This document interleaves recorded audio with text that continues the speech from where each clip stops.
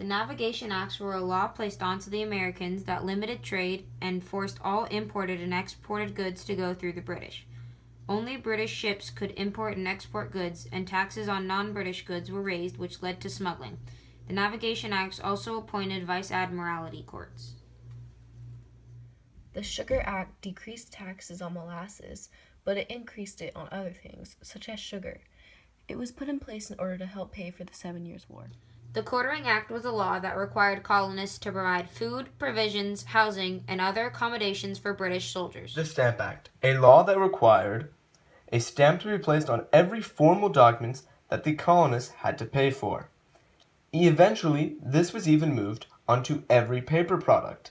This even included playing cards. The Stamp Act Congress, a meeting of various colonists from 9 different colonies to discuss what to do about the Stamp Act. They were outraged at the time over what had happened.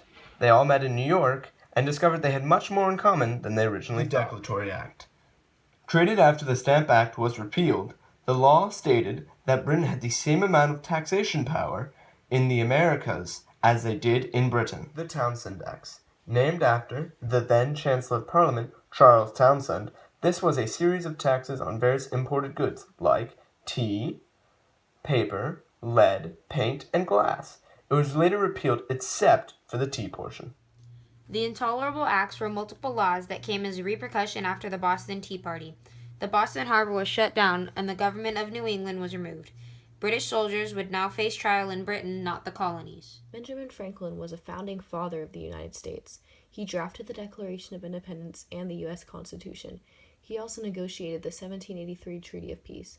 This ended the Revolutionary War. John Dickinson caused people to dislike the Townshend Acts through his work, Letters from a Farmer in Pennsylvania, to the inhabitants of the British colonies. He also helped draft the Articles of Confederation and write the U.S. Constitution. Sam Adams was a leader who called for the Boston residents to rebel against the Tea Act. These actions would lead to the Boston Tea Party. He would later help create the Continental Congress and represented Massachusetts. Sons of Liberty, a not-so-secret society in the colonies that was opposed to the British rule, organized many events like the Boston Tea Party. This was a way to show anger of the colonists. Normally they met in places like pubs and other places to have their secret meetings.